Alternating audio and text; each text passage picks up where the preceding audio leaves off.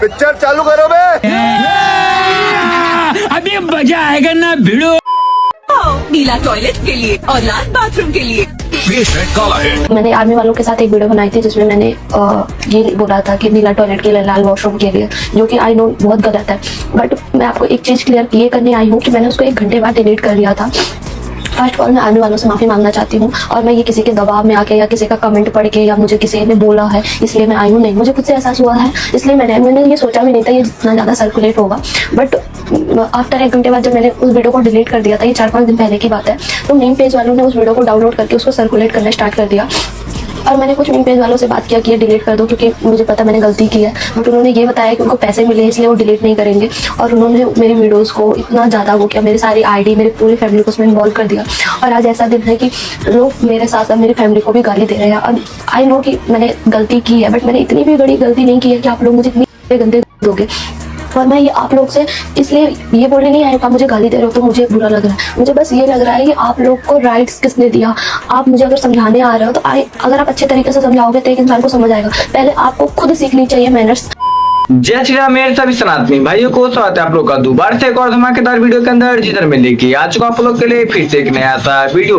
तो जो भी भाई लोग चैनल पर पहली बार आए हैं तो वीडियो को एक लाइक करके चैनल को सब्सक्राइब करना और कमेंट में जय श्री राम का नारा भी लगा देना, क्योंकि हम लोग वीडियो को स्टार्ट में जय श्री राम के नारे के साथ करते हैं। तो चलिए वीडियो स्टार्ट करते हैं। और हाँ, जो भी आप लोग को बेस्ट पार्ट लगे वीडियो में वो कमेंट जरूर से करना। मिलते हैं वीडियो की लास्ट में, तब तक के लिए बाय बाय, जय श्री राम। शर्जील इमाम और उमर खालिद दोनों ही पिछले 5 से ज्यादा सालों से वो जेलों में बंद हैं। जिस तरीके से आज के समय में पॉलिटिकल प्रोसिक्यूशंस हो रहे हैं और कुछ आम स्टूडेंट्स को देश के गद्दार घोषित कर दिया जा रहा है, और लोगों के टीवी स्क्रीन पे ट्रायल हो रहे हैं, लोगों के घरों में व्हाट्सएप ग्रुप्स में ट्रायल्स हो रहे हैं, ये भी हमारी गिरती हुई एजुकेशन व्यवस्था, सामाजिक परिस्थिति को दर्शाता है। आरएसएस से नहीं मिलेंगे लेकिन आम आदमी पार्टी से मिल जाएंगे। आम आदमी पार्टी जब तक ऑपोजिशन में रहते हुए इस देश के सबसे बड़े खतरे भाजपा को चिन्हित करते हुए उसके साथ उसके खिलाफ लड़ती रहेगी, तब तक आम आदमी पार्टी को अगर कोई प्रोटेस्ट लीड करना है, खड़ा करना है, उसमें हम बिल्कुल सहयोग करेंगे। अच्छा, same applies for all opposition parties. As long as उनको ये बात क्लियर है कि इस देश का सबसे बड़ा खतरा भाजपा और आरएसएस है और वो उसके खिलाफ लड़ने के लिए तैयार है, हम उनकी मदद जरूर करेंगे। कुछ फेमिनिस्ट जो हैं वो एंकर्स कह लीजिए या पूरे एक बुलेटिन कर रहे हैं और मुझे सिखा रहे हैं कि Kangana, why should these women have the burden of dignity और डिसिप्लिन। हम लोग मिलेनियल वुमेन पे इतना प्रेशर था to be dignified and to be discipline, why do we have to give that burden to this generation. Excuse me, क्या आप अपनी बेटी को ऐसा सिखाएंगे?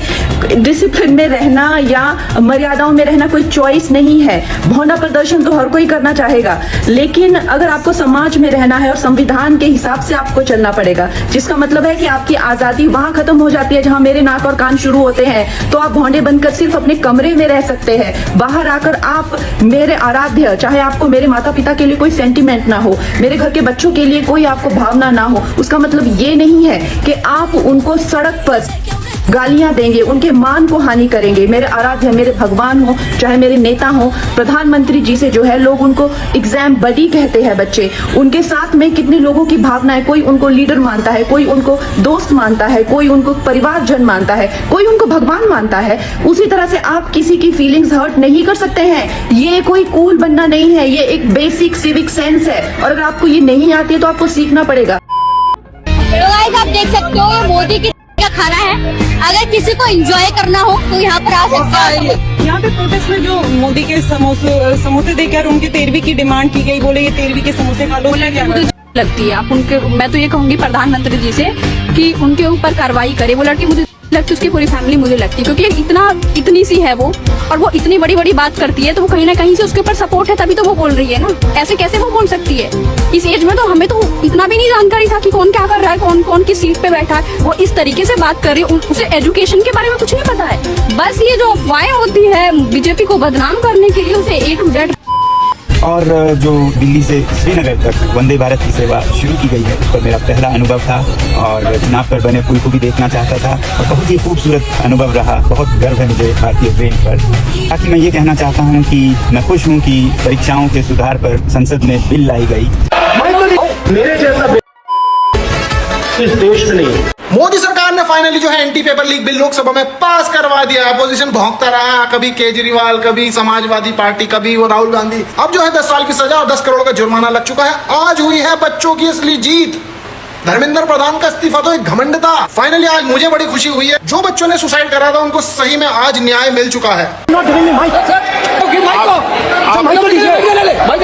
माइक नहीं है सर, माइक तो चालू है। देखा माइक नहीं है, फिर आवाज कहाँ से जा रही है आवाज, फिर जाके बंद कर दिया, सबको दिखाई दिया बंद करा। ये है ना बच्चा है, बच्चे क्या करें, वो छोटा बच्चा नहीं होता, टॉफी ले होता, बोलते बेटा टॉफी दे, और मुंह में खा जाता। मेरे पास नहीं है, बस यही है वो। मेरे पास माइक चल नहीं रहा, मेरा माइक बंद है। थाम कितने मारे प्रधानमंत्री कार्टून बना लो, लेकिन इस कार्टून को हम प्रधानमंत्री नहीं बनने देंगे। Same applies to all opposition parties. As long as उनको ये बात क्लियर है कि इस देश का सबसे बड़ा खतरा भाजपा और आरएसएस है और वो उसके खिलाफ लड़ने के लिए तैयार है, हम उनकी मदद जरूर करें। देश का असली खतरा तो दीदी आपके बगल में बैठे हुए साक्षात, जो कि डायरेक्ट थ्रेट देता है कि अगले 3 साल में बीजेपी गवर्नमेंट आउट और उमर खालिद जेल से बाहर। 22 दिन के भूख हड़ताल के बाद दीदी के अंदर एकदम एनर्जी और स्टैमिना देख रहे हो। ब्रेड पकौड़े अकेले अभिजीत दिक्के ने नहीं खाए। जिहादियों के घर पर बुलडोजर चले तो दीदी को दिक्कत सीएए के अगेंस्ट खड़ी हैं। शर्जील और उमर खालिद उनको जेल के अंदर देखे नहीं जा रहे हैं और फलस्तीनी खून इनके रगों में दौड़ता है। Things men do when they are in love. Rahul Gandhi आज सदन में कहते हैं सुरक्षा बलों को चलाने की इजाजत किसने दी, क्योंकि दिल्ली पुलिस गृह मंत्रालय के अंतर्गत आती है और गृह मंत्री अमित शाह है, तो ये पूरी तरीके से उनकी जिम्मेदारी है। उन्होंने प्रधानमंत्री नरेंद्र मोदी से अपील की कि आप सैक करिए गृह मंत्री अमित शाह को, हटाइए, प्रधान के बाद अब शाह को हटाइए। खूब जमकर बवाल हुआ है आज सदन के भीतर। और साथ में वो ये भी कहते हैं कि हम आज करें ना करें, लेकिन मैं अपने छात्रों को बता देना चाहता हूं, ये विश्वास दिलाना चाहता हूं कि कल जब भी मौका होगा, ये जितने पुलिस वाले हैं जिन्होंने बर्बरता की है, इनको नहीं जाएगा, सबका हिसाब होगा। मैं कह रही हूँ जिन्होंने महिलाओं के साथ अभद्रता की, वो तो ठीक समझ आता है, बदतमीजी की, बहुत ही गलत हरकत, उनको तो अभी कार्रवाई होनी चाहिए, चिन्हित करके ऐसे पुलिसकर्मियों को। लेकिन वो पुलिसकर्मी जिन्होंने हालात को संभालने के लिए वहां पर लाठियां भांजी, आप उनको बर्बरता कैसे कह सकते हैं?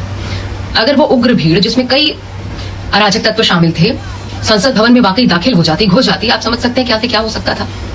तो आपको कैटेगराइज तो करना पड़ेगा। और दूसरा, फिर संबित पात्र आते हैं बीजेपी की तरफ से, वो कहते हैं ऑन द स्पॉट फैसला लिया जाता है, ये सरासर गलत है कि गृह मंत्री के आदेश पर हुआ। आप ऐसे कैसे डिजोन कर सकते हैं? अगर आप ये मान रहे हैं कि उसमें अराजक तत्व थे और जो कुछ हुआ उसको रोके जाने की जरूरत थी, ऑन द स्पॉट ही अगर फैसला लिया गया तो हालात को संभालने के लिए लिया गया होगा। आप इसे ओन क्यों नहीं करते? सरकार मजबूती के साथ सीना तान कर ओन करिए कि हम इसकी जिम्मेदारी लेते हैं, जो हुआ है हम इसकी जिम्मेदारी लेते हैं और ये हालात को संभालने के लिए हुआ है। ये क्या स्थिति है कि पॉलिटिकल टूल आप सुरक्षा बलों को बनाते हैं, हमारी सेना को, हमारी पुलिस के जवानों को। और जिस देश में ऐसा हो जाए, समझिए फिर उसका भगवान मालिक है, वही होता नजर आ रहा है। बहुत गलत हो रहा है, ये मनोबल गिराने वाला है। जिनका मनोबल ऊंचा होना चाहिए, जो हमें आपको सुरक्षित रख रहे हैं, उनको किसी हाल में इस तरीके से मनोबल गिराना जायज नहीं कहा जा सकता।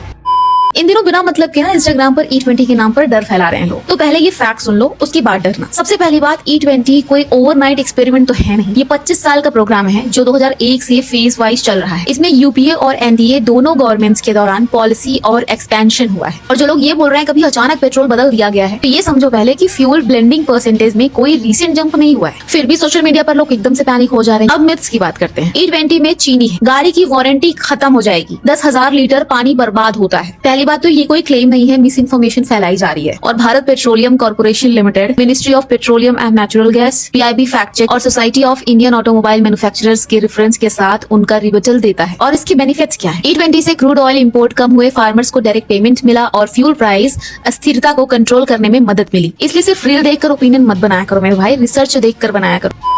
अगर किसी ने हल्का सा मजाक भी कर दिया प्रधानमंत्री के ऊपर, प्रधानमंत्री जी भगवान तो है नहीं, तो ऑब्वियसली मजाक लोग करेंगे, वो लोकतंत्र का हिस्सा है वो चीज करना, टिप्पणी करना। बिल्कुल सही बात बोलिए, बिल्कुल 200% सही है। मजाक करना कोई गुनाह थोड़ी ना है।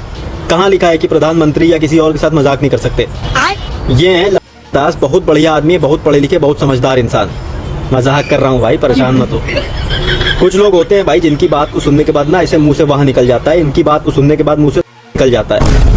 सही बोल रहा हूँ, मजाक नहीं है ये। कुछ बच्चे होते हैं, मतलब जो होता है बहुत मन्नतों से पैदा होते हैं, जिनका दिमाग में पाया जाता है, ये वही है। अरे मजाक कर रहा हूँ भाई, परेशान मत हो भाई, दिल पे मत लेना कोई भी चीज़, सब मजाक बोल रहा हूँ, है ना। और ऐसा मुंह जिनका ऐसा होता है ना, ऐसा कहा जाता है कि पिछले जन्म में ये लोग होते हैं। मजाक है यार, परेशान मत हो भाई। तुम अब मजाक नहीं कर सकते क्या यार? बताओ, अपने भाई से नहीं कर सकते? बैगन धर्मेंद्र प्रधान ने इस्तीफा दे दिया।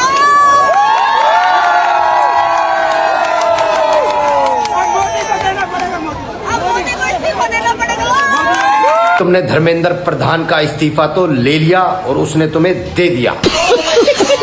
बात मोदी की, अब तुम मोदी का भी इस्तीफा लो, उसके बाद में आएगा योगी, और योगी इस्तीफा देता नहीं है, इस्तीफे लेता है।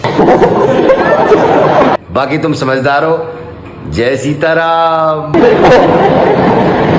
थैंक यू भाई लोग, आप लोगों ने वीडियो को एंड तक वॉच किया। और आप लोगों को वीडियो अच्छी लगी तो वीडियो को एक लाइक करके चैनल को सब्सक्राइब जरूर से कर लेना। मिलते हैं आप लोग से किसी नेक्स्ट वीडियो में, तब तक के लिए बाय बाय, जय श्री राम। और जो भी आप लोगों को बेस्ट पार्ट लगा हो वीडियो का, वो कमेंट में जरूर से लिख के बताना। और हम सभी का कमेंट देखते हैं, पढ़ते हैं और उनका रिप्लाई भी करते हैं। तो चलिए मिलते हैं आप लोग से नेक्स्ट वीडियो में, तब तक के लिए जय श्री राम।